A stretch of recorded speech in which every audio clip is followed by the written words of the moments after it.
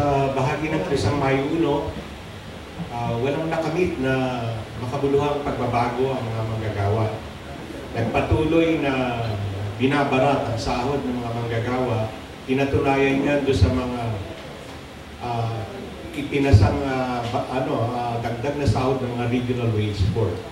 Ganon din, nagpapatuloy din yung pagtaas ng presyo ng bilihin. Pinahintulutan ni Aquino yung pagtaas ng kuryente, tubig, langis.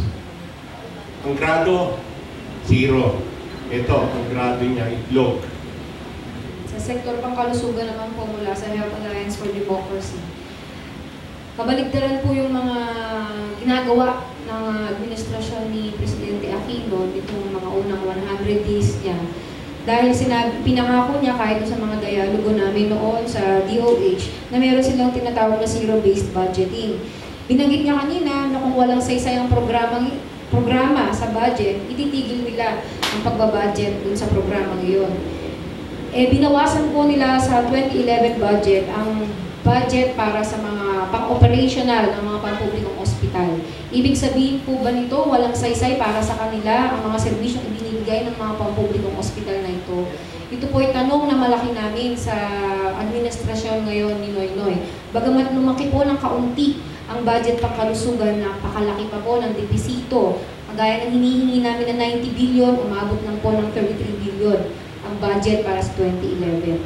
Kung sila ngayon ay talagang ang bagong administrasyon ay makikipag-usap di umano at makikinig sa kanyang mga boss, dapat po sana makinig siyang mabuti. Dahil sa ngayon po, dahil hindi pa rin niya kami pinakikinggan at nagbubulag-bulagan at bibingi-bingihan sila sa tunay na kalagayan pangkalusugan ng mamamayan, 0 din po ang gradong binibigay namin kay Presidente Noynoy. Walang binanggit na agrarian reform program kahit na ang sindalois kita sa pagsalita kanina ni Noynoy. Pangalawa, walang justisya ng ginawad sa mga magsasaka na kung saan ngayon walang lupang ipinamigay pero siyam na ang kinitil ng buhay ng administrasyon ito. Wala rin pinamigay na serbisyo para sa mga magsasaka, lalo na sa pin ng subsidyo na ngayon panahon ng taniman. Kung kaya sa amin, 0 sa land reform, 0 sa justice, 0 sa deliver ng basic services. Kaya Pinoy, bugok ka para sa mga magsasaka. Walang binanggit sa usapin ng katarungan sa mga biktima ng paglabag sa karapatang pantao. Ang panawagan ng karapatan na ibang human rights group ay papanagutin si Gloria sa mga paglabag sa karapatang pantao. Ngunit walang binanggit ito. Kahit nasa pagpapalaya ng mga bilanggong politikan, si Cory Aquino ay nagpapalaya ng 441 noong siya ang unang siyang nanunungkulan. Si Pinoy ay wala. In-extend niya ang London Daylaya. Kaya para sa karapatan, 0 ang bubagsak ang grado ni Pinoy. Wala naman ako sa katutubong igurot ng Cordillera. Ngunit nire-represent ako ang mga katutubo sa buong Pilipinas. At para sa mga katutubong mamamayan, kami ay binigo ni Pinoy sa 3 batayan. Hindi niya binigyan ng hustisya ang mga nakaraang biktima na mga katutubo ng nakaraang administrasyon. At ikalawa, pinagpatuloy niya pa ang pagbibiktima sa mga katutubong mamamayan. Sa loob ng 100 araw, 3 katutubong dumagat ng Rizal ang pinaslang, 100 mahigit ng pamilya ng mga lumad sa Surigao ang sapilitang napalaya sa kanilang mga kabahayan. At ikatlo, patuloy na ipapatupad at pinapatupad ni Pinoy ang mga programa at proyekto na kontra katutubo katulad ng pagmimina.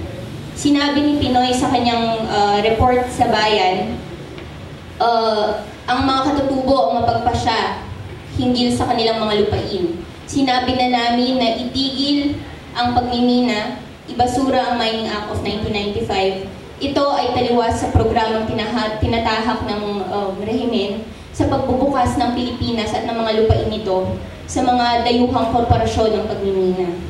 Kaya naman mula sa mga katutubo, bagsak ang grado na ibinibigay namin kay Pinoy dahil masyadong pamilyar ang masangsang na matuwid na daan na kanyang inihahabag para sa mga katutubong mamamayan. Magandang umaga. Para sa migrante na kanina lang, inamin na ni Ginoong Aquino na bumaba talaga ang budget para sa OFW. Wala tayong narinig sa kanya sa maayos at paano niya ipagtatanggol ang ating mga kababayan sa ibayong dagat.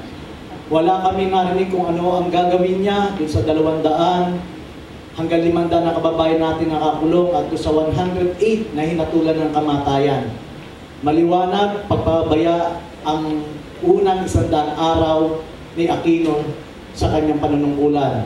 Kaya kung ang ginawa niyang ito, yung pag-aalis pa ng budget, ay isang maliwanag na kamatayan ang ibinigay niya para sa mga kababayan natin na hatulan na at mga ngayon po ay naghihingalo na sa mga ospital. Kaya po ang aming grado kay Pinoy, 0 o lagpak po siya para sa mga migrante ng Pilipinas. Sa hanay ng mga tagapagtaguyod ng kalikasan, dismayado at nalulungkot kami sa report, 100 days report ni Aquino.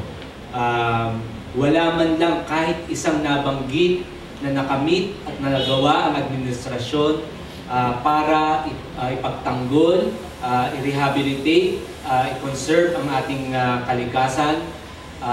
Sa loob ng 100 araw, patuloy na lumala ang pagkasira ng ating kagubatan, tumindi ang polusyon sa Metro Manila, at mabilis na nauubos ang ating likas yaman.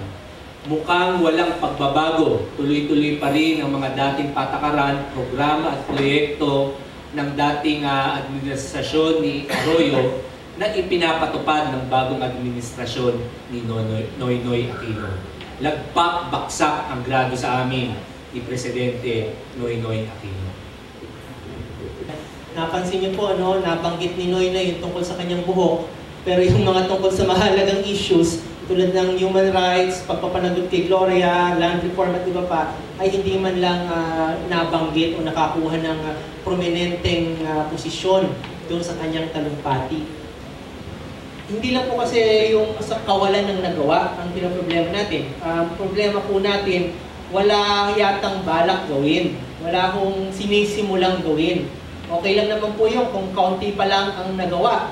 Basta't nasa tamang direksyon, yung daang matuwid. Ang problema po natin ay kung yung daang matuwid ay papunta pala sa bangin.